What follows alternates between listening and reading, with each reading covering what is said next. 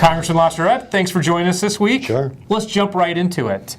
So this was a busy week here in D.C., and busy not because of something that was happening in Congress, but because of some executive action that was taken by the EPA in terms of greenhouse gas emissions. Talk to us a little bit about what happened.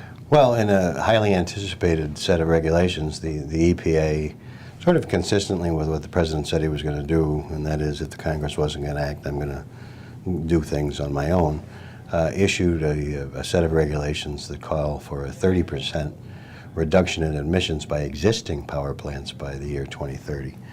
And it sparked a lot of debate. I mean, some people like it, and some people clearly do not.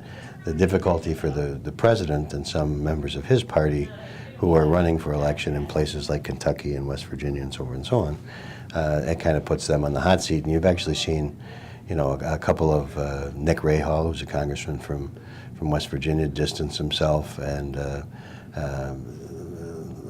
Secretary of State Grimes, who's running against Mitch McConnell, has done the same thing. Yeah, I was just going to mention, I think one of the most interesting developments about that was the reaction of some of the red state Democrats, particularly the coal state Democrats. You mentioned Secretary of State Grimes in Kentucky, the Democratic nominee, Secretary of State Tennant in West Virginia, as well as Mary Landrieu. It was a kind of an interesting opening for the president to get criticism from this many Democrats on the issue. Yeah, I think that's right. And in addition, I heard on the radio the other day the governor of West Virginia, who's a Democrat as well, basically saying that these regulations would shut down every electric power plant in the state, which he's not obviously in favor of. But it's something that, you know, has passionate people on both sides of the issue, and I think a lot is yet to happen.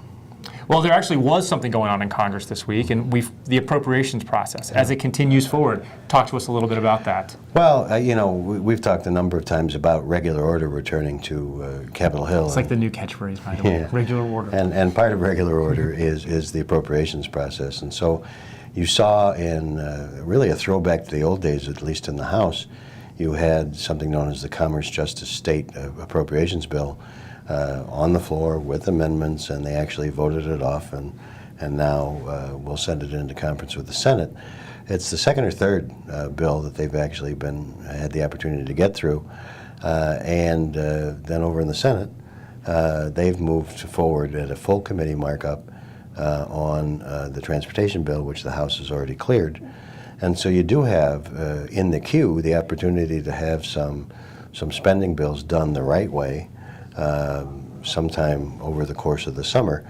And even if they can't hammer out individual bills, you at least have each house's mark on what they would like to see in a big spending wrap-up bill at the end of the year. And I was about to say, for all the talk of kind of the return to regular order in the appropriations process, there's beginning to be some rumblings that we're running out of time to see all of these appropriations bills through, and that we're starting to hear talk about an omnibus or a minibus. And you know, do you think at the end of the day that that's where we're heading? I think some bills, like the defense bill and some other ones that are sort of must-do, have a good chance of being passed by themselves.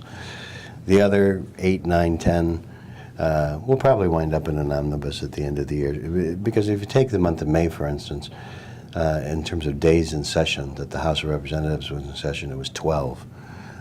You know, so you have Memorial Day, you have other stuff in there. And that really isn't enough time when you think about it's going to be similar in June, similar in July. They're not going to be here in August. And then you have Labor Day, and really the campaigns are in full swing.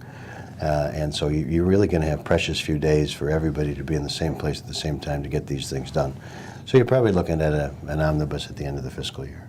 Well, we would be remiss not to talk about the issue that has probably most dominated D.C. This week, and in fact, all across the country, the issue of the president authorizing the swap of the 5 Taliban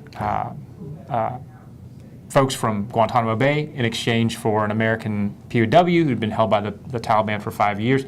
A lot of questions about whether or not Bergdahl, the American POW who was returned, was actually guilty of deserting his post. And it has really been amazing to watch.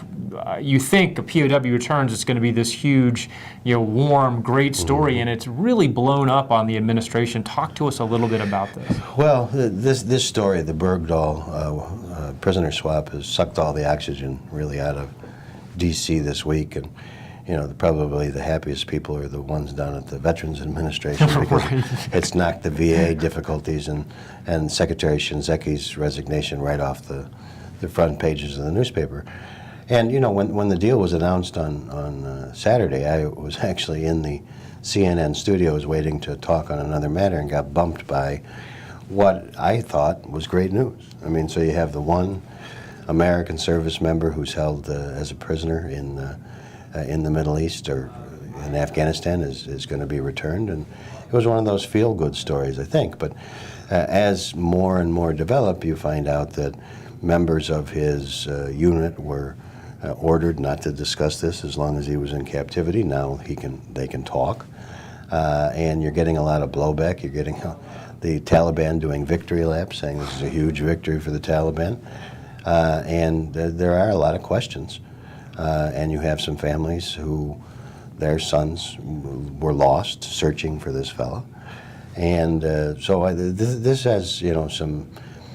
This is going to have some play for a number of weeks, and a lot of critics of the deal are coming out. I saw Senator Harry Reid defended the deal today and lashed out at Republicans, but even the most strident defenders of this deal, I think, are going to have some difficulties. And you saw it in the president's language. It was interesting that words to the effect that regardless of what the circumstances turn out to be, this was a good deal. Right. And so that, to me, in political speak, that is, he's not expecting the circumstances when all the facts are known to actually be so good. Are you surprised that the White House, I've read some things recently saying that they expected that this was going to be a good story, that this was going to be one that was going to kind of bring the country together. Are you surprised at how poorly planned and how poorly managed this was? I mean, within 24 hours, CNN had the wife of a soldier who was killed, purportedly trying to rescue him on air, talking about how this guy's no hero. I mean, are you surprised at the handling of this by the White House? I don't know about the White House, but somebody gave the president really bad advice, and the president has to sign off on this at the end of the day, and so he's ultimately responsible. But I don't think the president got the whole blow by blow going back 5 years and here's this, that, and the other thing, and I suspect somebody pitched it to him as a feel-good story. Hey, right. Here's a great story where we can get the one man left behind and keep our pledge that we don't leave anybody behind. And who wouldn't want to sign up for that unless you know all the other facts and whether his. I don't think the president was well served in making this decision, and those who sort of urged the decision be made, I don't think really did their homework. Well, I wanted to close by talking about primary season. We're kind of getting towards the end of the primary season. We had quite a few primaries this week. Kind of give us a quick, kind of breakdown of the important races and what happened. Well, the one I really want to talk about is the Mississippi Republican Senate primary, and so that had six-term Senator Thad Cochran, who's been around for a very long time and really a gentleman and a statesman, against a state senator by the name of Chris McDaniel. And everybody expected it to be close, and it not only was, it was a virtual dead heat, and as a result, in 3 weeks, those two gentlemen are going to face off in a runoff election to determine who the Republican nominee is. And basically in Mississippi, whoever the Republican, let me take that back. If Senator Cochran is the Republican nominee, I think he's in good shape. If it's State Senator McDaniel, you have a former member of the House, Travis Childers, who was the Democrat who won the primary, that'll be on the ballot. The concern about this particular primary at this moment in time is that all the signs are pointing to a real good chance that the Republican Party will pick up enough seats to take functional control of the United States Senate on next year. There are those who worry because nobody ever sort of counted, Mississippi being a problem. They were talking about pickups in West Virginia and Montana and South Dakota and other places. There are a number of people in the Republican hierarchy that are concerned that if McDaniel beats Thad Cochran, that then puts the Mississippi Senate seat in play, which nobody ever anticipated, which may throw the whole majority strategy into a cocked hat. So that's probably the biggest storyline here this week. Well, and I saw that they were talking this week, Democrats, since the election, have been saying, pushing out poll results from the Childers campaign, the Democratic nominee, saying that if it's McDaniel, that it's essentially a dead heat. If it's Thad Cochran, that it's essentially a futile race, which I thought was interesting for them to kind of be leaking this out now. It seems like they're banking on McDaniel or bust. Yeah, I think that's right. And it's interesting that Travis Childers is a Democrat. He had been a Democrat, then he became a Republican after he was in the House, and now he's apparently back to being a Democrat. And so clearly not the purest Democratic standard bearer in Mississippi. But it does throw the thing into a cocked hat potentially.